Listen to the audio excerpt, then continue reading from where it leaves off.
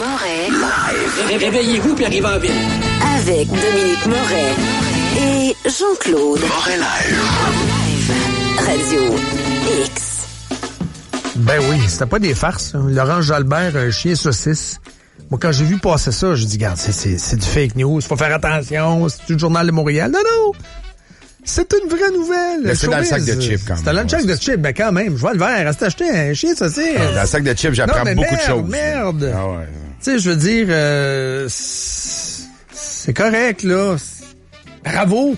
En parlant d'adoption, tous les vendredis, 9h, c'est l'adoption de la semaine avec la SPCA. On va mettre la photo des pitous, ça peut être Minou. Et avec son pedigree, son nom, ou s'il n'y a pas de nom, peu importe, la race. Juste une petite jasette avec des gens de la SPCA. Ou de la SPA de Québec, plutôt. Vendredi. On va faire ça tous les vendredis à partir de cette semaine. Également, ce vendredi, c'est le retour de Guerrier Py. Ce vendredi, c'est le retour de Fred Têtu dans une nouvelle version d'un genre de top 6 du monde entier. C'est la revue de la semaine. Je vais y trouver un nom, là, puis je vais y trouver une bébelle, une canisse, quelque chose. Je m'en vais prendre un café avec à 10h. Fred Têtu qui revient dans le show. Ça va être un vendredi loadé, je vous le dirais. Un vendredi bien garni. Chargé. Bien chargé. Bien alimenté. Très bien alimenté. Avant d'aller à Michel Morin, la circule, mon cher ami. Revenir rapidement sur l'accident qu'il y a eu un peu plus tôt ce matin sur Henri IV Sud à la hauteur de Jean Marchand.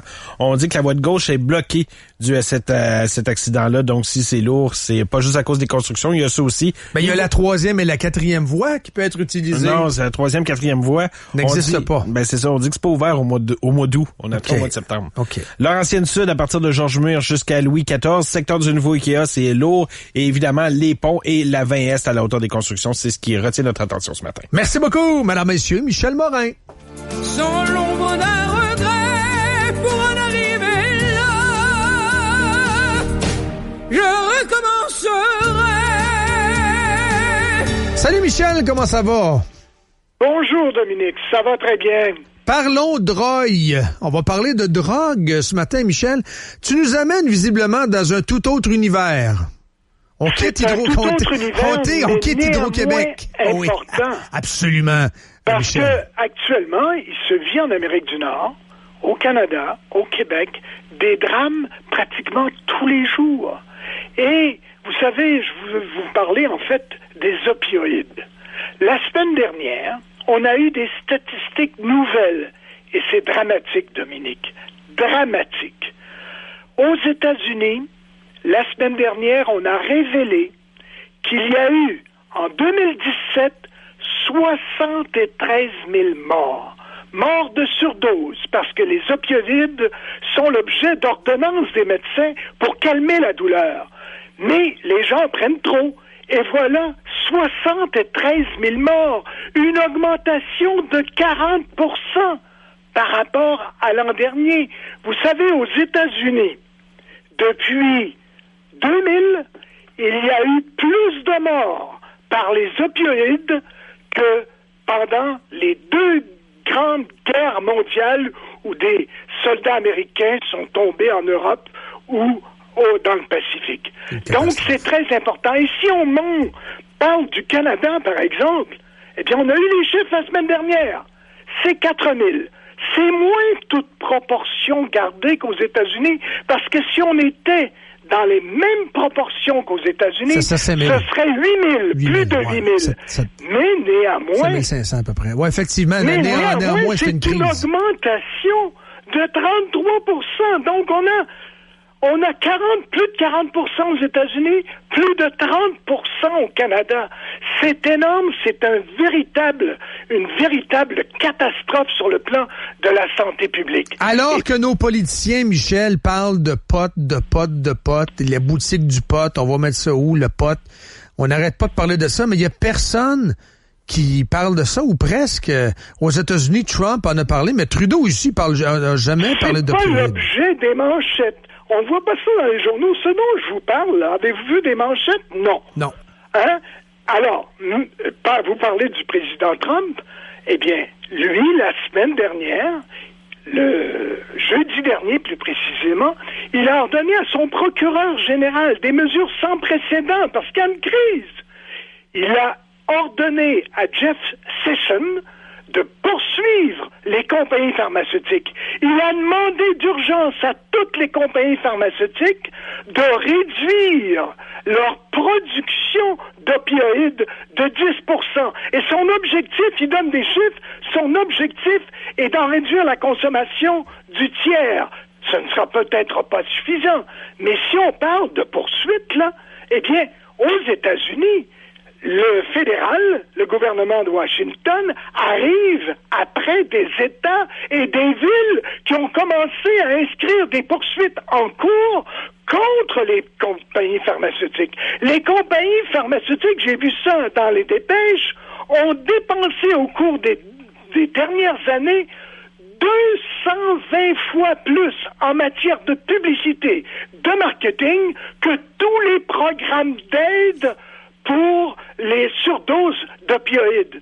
Donc, on a des forces là qui s'affrontent et c'est des gestes sans précédent. Et si on revient au Canada, que fait Trudeau, Michel? C'était pas sous le radar. 4000 l'an dernier, ça devrait pas être sous le radar. Il y a une bonne nouvelle, Dominique. Au Québec, on est la province.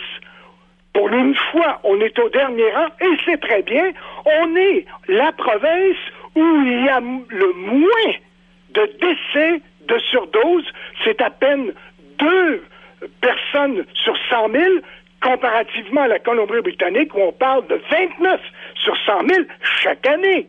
Mais on est devant un phénomène. Qu'est-ce qui s'est passé au Québec? Est-ce que les médecins sont plus responsables?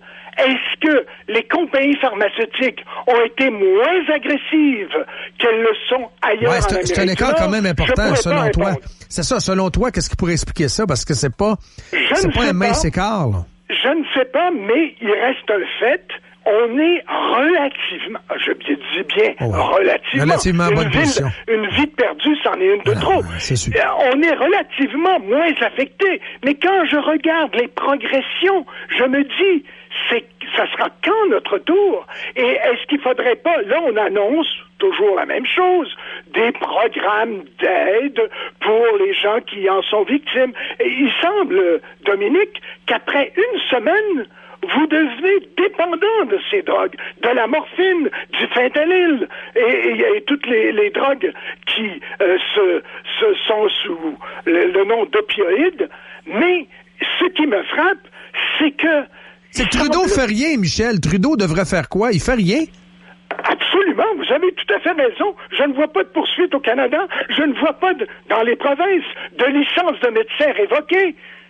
C'est exactement le contraire de ce qui se passe aux États-Unis. Et encore là, la crise est plus intense aux États-Unis. Mais on n'est pas loin. Et les compagnies pharmaceutiques ne lâchent pas prise, Dominique. Actuellement, là, ils prennent de l'expansion en ce qui concerne les opioïdes en Europe, en Australie, en Allemagne, pour donner des noms plus précis.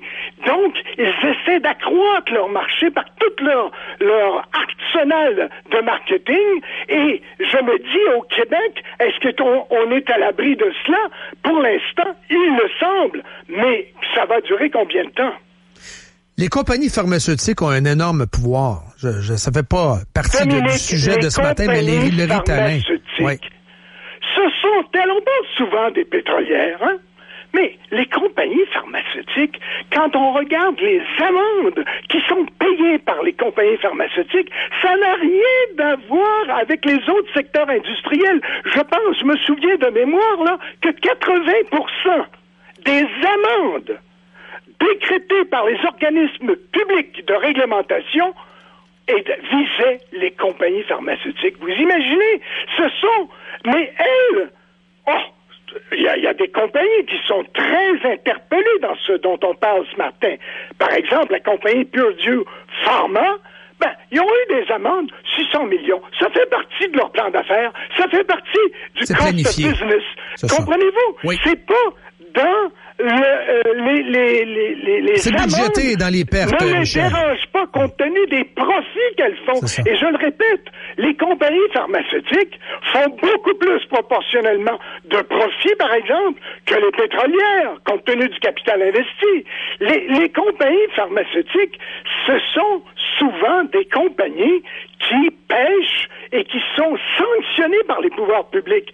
Et là, M. Trump semble se réveiller, si je puis dire. Le méchant Trump, Michel, est épouvantable, Trump, on le dit. C'est Belzébuth dans les médias québécois. Es-tu en train de me dire qu'il a fait un bon coup? Je suis en train de dire qu'il fait un bon coup. Je pense honnêtement, Dominique, qu'il n'a pas le choix. Parce qu'au début de son mandat, il a nommé un certain, comment il s'appelle, Tom Marino, à la tête d'un organisme public. Il voulait le nommer. Il y a eu un reportage du Washington Post et de 60 Minutes de CBS.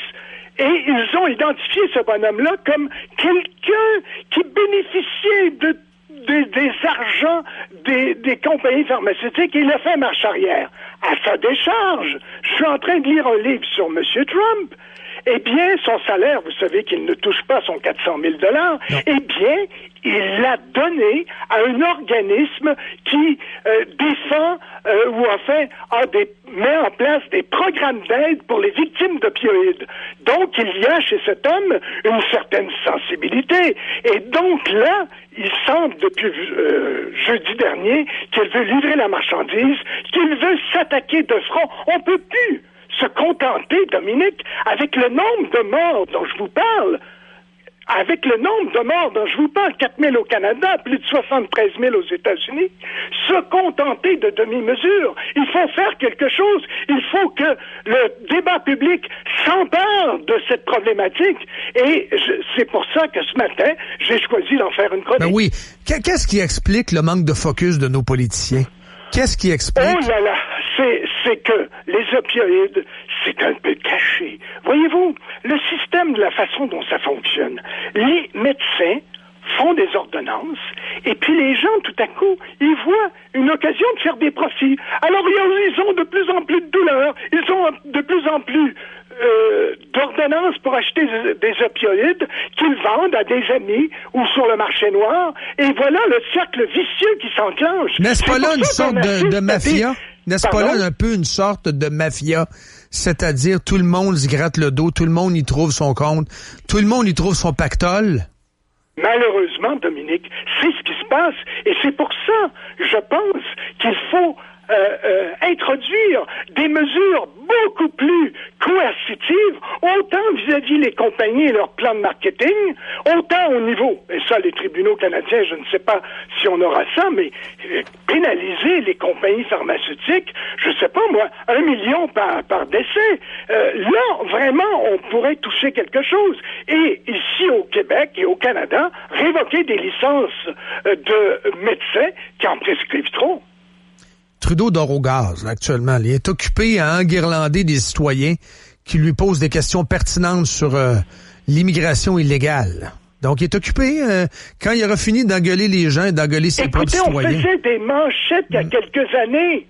Hein? La guerre en Irak, il y avait eu 2 morts, 3 morts, 4 morts. Il y en a eu 4 000 au total pour les Américains. Là, on parle l'an dernier, je répète le chiffre, 73 000 morts aux États-Unis, victimes de surdose. C'est fou braque. Merci beaucoup. Merci infiniment, Michel. Passe une belle semaine. Bonne journée. Au revoir. 8h02. Après la pause, Adrien Pouliot débarque dans le show. Si vous avez des questions, c'est le temps. Car demain minuit, on entre dans le No Politico Zone. C'est-à-dire pas de cassette. On ne parlera pas de la campagne. On va parler de la campagne, rien qu'en masse. Mais il n'y a pas un politicien qui va venir en studio pour une cassette. Ah, M. Moret, blablabla, là, on a baissé de 13 pour on a augmenté de 6 là, il suit sa feuille. C'est ce que c'est, Jean-Claude, hein? C'est ça, ils ont des feuilles, comprends-tu? Des feuilles, puis il y a des attachés politiques qui font des cimailles dans le coin. Ça, faut le dire, parce que les gens le voient pas, hein, quand on brasse un peu un politico, là, je te dis que l'attaché de presse, des fois, elle va brasser Laurent, parce que moi, je leur interdit d'entrer en studio. Fait que là, il brasse Laurent en arrière, puis il brasse comme une canisse, comprends-tu? Mais à cette heure, il rentre d'office, là. On peut même plus les empêcher, là. Il rentre, il s'assoit, il bouge plus de là. Les 3-4 derniers, ils sont rentrés. C'est ça, ils rentrent en même temps, quasiment durant la pause, là. Parce que sinon, t'es bloqué. Là, il est en panique dans la vitre, là, ça s'imagrait mal, là. Comme l'attaché de Couillard la dernière fois, hein? Fallait que ça achève. Il était quasiment en train de fendre en deux, tabarnouche. Mais là, tabarnouche. Là, il est allé voir Laurent, puis il a dit sa façon de penser. Puis tu diras à Morex, t'es ainsi, t'es ça. Ah, ça me fait de la peine. T'es épouvantable. 8h03. Donc, Adrien Pouliot débarque dans le show. Si vous avez des questions, allez-y. Ça presse. C'est là qu'on fait ça. On va faire la pause, puis on y jase au retour à Radio X. Moret Live. Radio X. Radio X. Radio X. Radio X.